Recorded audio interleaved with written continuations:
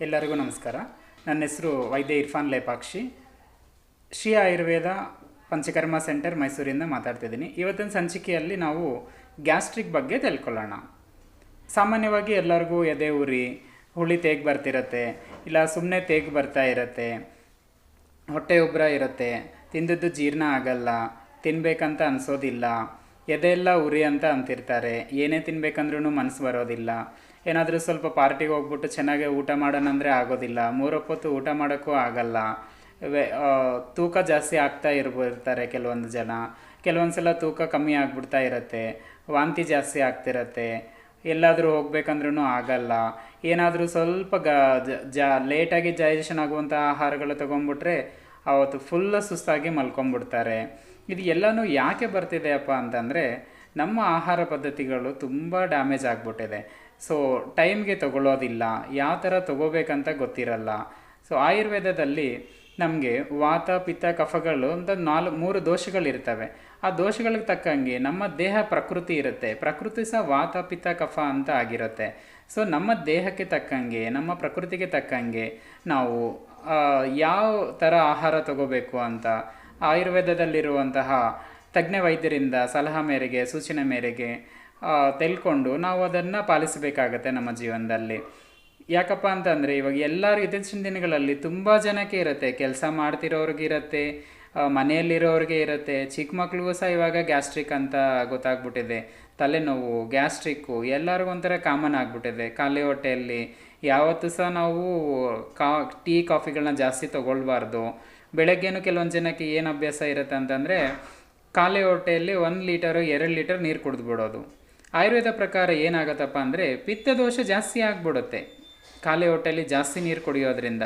ಯಾಕಂದರೆ ನಮ್ಮ ಗ್ಯಾಸ್ಟ್ರಿಕ್ ಜ್ಯೂಸ್ಗೆ ಎಷ್ಟು ಶಕ್ತಿ ಇರುತ್ತೆ ಅಂದರೆ, ಏನೇ ತಿನ್ನಲಿ ಅದನ್ನು ಜ್ಯೂಸ್ ಥರ ಮಾಡಿಬಿಟ್ಟು ಫುಲ್ ಡೈಲ್ಯೂಟ್ ಮಾಡಿಬಿಟ್ಟು ಆಹಾರನ ನಮಗೆ ದೇಹಕ್ಕೆ ಫುಲ್ ಸರಿಯಾಗಿರುವಂತಹ ಪೋಷಕಾಂಶಗಳನ್ನ ತಗೊಂಡು ಡೈಜೆಷನ್ ಮಾಡೋಷ್ಟು ಕೆಪಾಸಿಟಿ ಇರುತ್ತೆ. ನಾವು ಜಾಸ್ತಿ ನೀರು 1 ಲೀಟರ್ 2 ಲೀಟರ್ ಖಾಲಿ ಹೊಟ್ಟೆಯಲ್ಲಿ ತಗೊಳ್ಳೋದ್ರಿಂದ ಗ್ಯಾಸ್ಟ್ರಿಕ್ ಜ್ಯೂಸಸ್ ಏನಾದರೂ ಆ ಟೈಮಲ್ಲಿ ಬಂದಿದ್ದಾವಪ್ಪ ಅಂತ ಅಂದ್ಕೊಂಡ್ರೆ ಫುಲ್ ಡೈಲ್ಯೂಟ್ ಆಗಿಬಿಡ್ತವೆ. ಆವಾಗ ನಮ್ಗೆ ಏನಾಗುತ್ತೆ ಅಂದರೆ, ಡೈಜೆಷನ್ಗೆ ತೊಂದರೆ ಆಗಿಬಿಡುತ್ತೆ. ಅದೇ ಥರ ನಾವು ಟೈಮ್ಗೆ ಇಷ್ಟ ಬಂದಂಗೆ ಒಂದು ದಿನ 8 ಗಂಟೆಗೆ ಆಹಾರ ತಗೊಳ್ಳುವಂಥದ್ದು, ಒಂದು ದಿನ 10 ಗಂಟೆಗೆ ತಗೊಳ್ಳುವಂಥದ್ದು, ಒಂದಿನ 3 ಗಂಟೆಗೆ ತಗೊಳ್ಳುವಂಥದ್ದು, ಆ ಥರ ಮಾಡಿದರೆ ನಮ್ಮ ದೇಹದಲ್ಲಿ ಒಂದು ಬಯೋ ಕ್ಲಾಕ್ ಅಂತ ಒಂದಿರುತ್ತೆ, ಲಿಂಬಿಕ್ ಸಿಸ್ಟಮ್ ಅಂತ ಒಂದಿರುತ್ತೆ, ಅವು ಡ್ಯಾಮೇಜ್ ಆಗಿಬಿಡ್ತವೆ.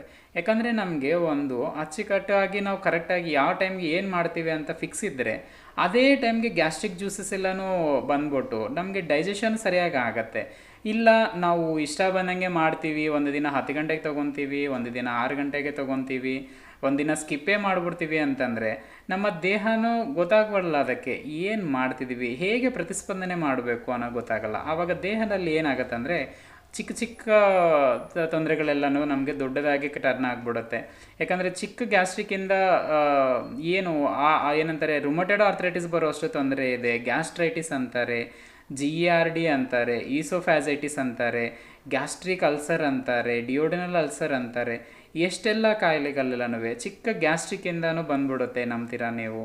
ಸೊ ಆವಾಗ ನಾವು ಏನು ಮಾಡಬೇಕಪ್ಪ ಇದಕ್ಕೆ ಅಂತಂದರೆ, ಫಸ್ಟು ಟೈಮ್ಗೆ ಊಟ ತಿಂಡಿ ಮಾಡುವಂಥದ್ದು, ನಮ್ಮ ಸರಿಯಾದ ರೀತಿಯಲ್ಲಿ ನಮಗೆ ಡೈಜೆಷನ್ ಆಗೋ ಥರ ತೊಗೊಳ್ಳುವಂಥದ್ದು, ನಮಗೆ ಎಷ್ಟು ಸಾಕಾಗುತ್ತೋ ನಮ್ಮ ದೇಹಕ್ಕೆ ತಕ್ಕಂಗೆ, ನಮ್ಮ ಕೆಲಸ ಮಾಡೋ ಅಷ್ಟಕ್ಕೆ ತಕ್ಕಂಗೆ ಸರಿಯಾದ ರೀತಿಯಲ್ಲಿ ಹಣ್ಣು ತರಕಾರಿಗಳು ಎಲ್ಲವನ್ನೂ ಸಮತೋಲವಾಗಿ ತಗೊಳ್ಳುವಂಥದ್ದು ಬಹಳ ಮುಖ್ಯವಾಗಿರುತ್ತೆ.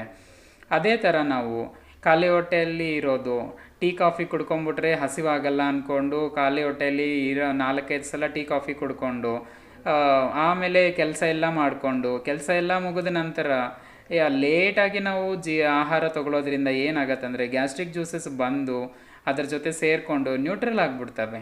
ಆವಾಗ ಏನಂತ ಆಮೇಲೆ ಆಹಾರ ತಿಂದಿರ್ತೀವಿ, ಆ ತಿಂದಿರೋ ಆಹಾರ ಜೀರ್ಣ ಆಗೋದೇ ಇಲ್ಲ.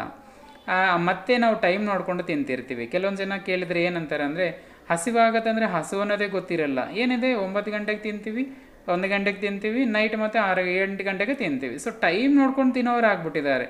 ಹಸಿವು ಆಗಬೇಕು, ತಿಂತಿರೋದು ಟೇಸ್ಟ್ ಗೊತ್ತಾಗಬೇಕು, ಆವಾಗಲೇ ನಮಗೆ ನಾವು ಸರಿಯಾದ ರೀತಿಯಲ್ಲಿ ನಮ್ಮ ದೇಹನ ಕಾಪಾಡ್ಕೊಂಡಿದ್ದೀವಿ ಅಂತ ಅರ್ಥ ಆಗಿರುತ್ತೆ. ಸೊ ಸ್ನೇಹಿತರೆ, ಗ್ಯಾಸ್ಟ್ರಿಕ್ ಅನ್ನುವಂಥದ್ದು ತುಂಬ ದೊಡ್ಡ ಪ್ರಾಬ್ಲಮ್ ಆಗೋಕ್ಕಿಂತ ಮುಂಚೆನೇ ನಾವು ಏನು ಮಾಡ್ಕೋಬೇಕು ಅಂದರೆ, ಚಿಕ್ಕ ಇರುವಾಗಲೇ ನಾವು ಒಂದು ವೈದ್ಯರ ಸಲಹೆ ಮೇರೆಗೆ ಅದನ್ನು ಕ್ಲಿಯರ್ ಮಾಡ್ಕೋಬೇಕಾಗಿರತ್ತೆ. ಅದೇ ಥರ ಆಯುರ್ವೇದನಲ್ಲಿನೂ ತುಂಬ ಔಷಧಿಗಳಿದೆ.